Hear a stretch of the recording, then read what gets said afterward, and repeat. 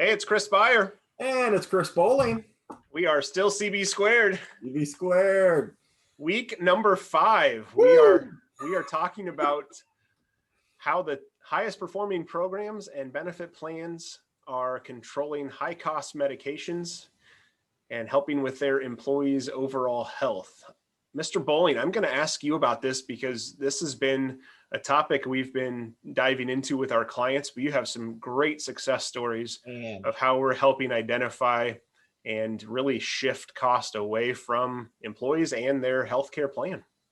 Yeah, folks, if you're like all of our employers, you have 20% of your people driving 80% of your pharmacy spend.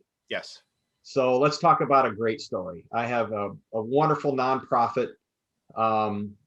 They spent $600,000 on pharmacy, $225 per employee per month. Folks, if you do not know that number, you do not know your pharmacy spend. Break it into a per employee per month basis. Why does that matter? Because it doesn't matter if you're spending $17 million on your pharmacy. If you are a large enough employer and that comes down to $49 per employee per month, you're doing something right. So yeah, and I think it's not the spread on it. It's not percentages. It's not what's my cost plus. It's truly what does it cost me per employee? That's the best outcome. That is, and it's the best way to compare. I mean, What is your favorite statement that I can never remember? Nothing is either good or bad, better or worse, except by comparison. And that's right. You never know if you're improving unless you have a good way to compare those numbers. Yeah. So client was fully insured forever. We've been talking about self-funded. We're looking at their claims. Pharmacy is eating this up alive. So $600,000 in pharmacy spend, $225 per employee per month. Yeah. The top 20 drugs made up 400,000 of that. 2/3 of that. Wow. Yeah. 20 drugs. Right. And this whole PBM game is nothing but a game. They're going to spreadsheet it. They're going to say, oh, well, we're, AWP plus minus this, WAC plus minus this. Do not get sucked into that game because that's where the big 3 largest PBMs are going to prove on a spreadsheet that they are the best. This client had one of those big 3. Yeah. And they were doing a horrific job controlling our high cost drugs. So, well, and we were, again, as we said in a previous week, it's all acronyms. Acronyms are dangerous in this industry. So you got to really dive into it. Yeah. So they were 2/3 of their drug spend was in the top 20 drugs and $225 per employee per month. That's outrageously high. Insane. And you know what, Chris, it was only getting worse. Yeah. So we looked at a PBM that was all focused about that per employee per month cost. Yes. I don't care what the AWP is. I don't care what the WAC is. I don't care what NADAC is. How are you driving that cost down into that $40 to $60 range? Because that's where we need to be. And so what they are specializing in, and again, not all of them are created equal. Yeah, that's true. Forget the copays. And it's funny because I just got done with employee meetings and this person's like, oh, I'm only spending $5 for, Humira. And I'm like, okay, yes, you're spending $5, but $72,000 is getting billed back to your employer self-funded health plan. Yep. This is not about a coupon. It's going after programs that are out there that help pay for these drugs. If you are in a certain income bracket, there are programs out there that we can get that drug for free to the patient, the employee, free to the employer.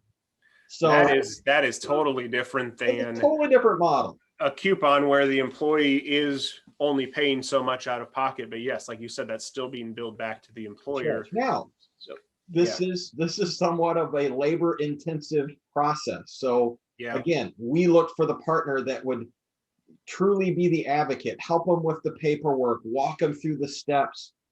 So in the first 40 days of moving them to self-funding, remember we had 20 people driving 400 grand. We've already moved 8 of them into the same drug, now free, Wow. saving $178,000. And we believe on top of that 8, we think about another 8 will also qualify. Wow. That would be another $150,000.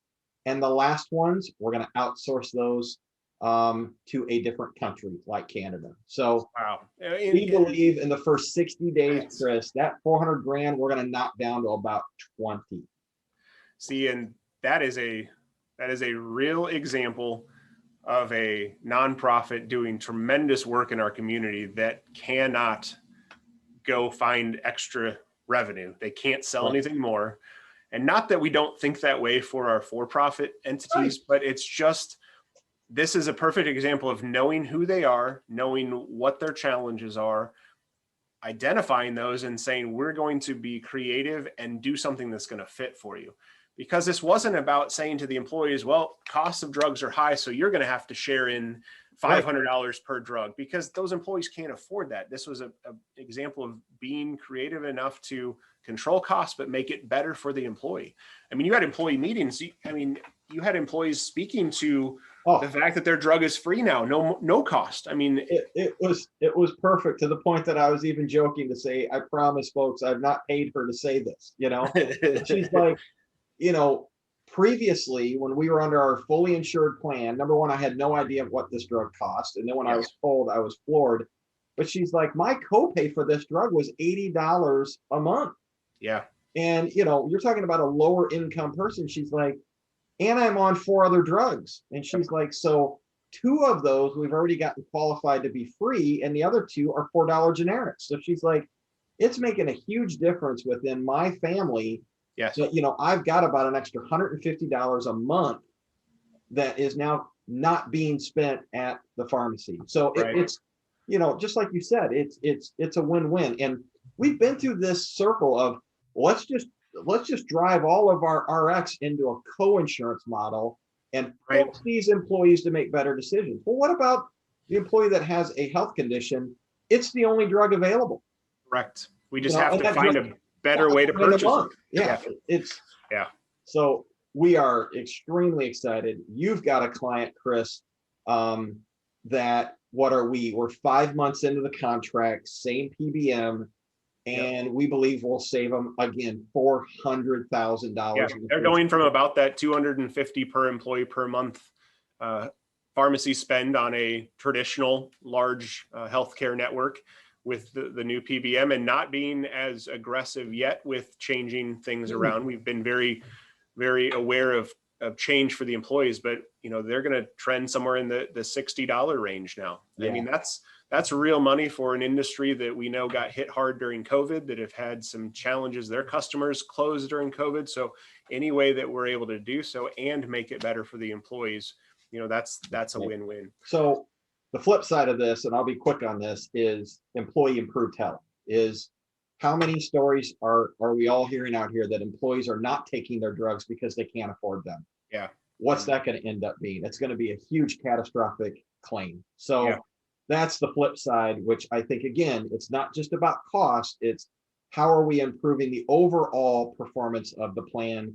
If I can make them compliant on taking their medications by making those more affordable, we're not going to have a uncontrolled diabetic, you know. Or get a heart attack and open heart surgery because we didn't control blood pressure. And you know, those little things that make that prevention work are going to pay off in the future. Yeah. So again, as we're dealing with so many pharmacy topics, you know, that we could go on and on with this, but certainly looking to those assistance programs, and then also finding ways to improve health. It's just another way that we're improving performance for our health plans and for our clients. Appreciate you listening in. Thanks so much. Guys, we'll see you.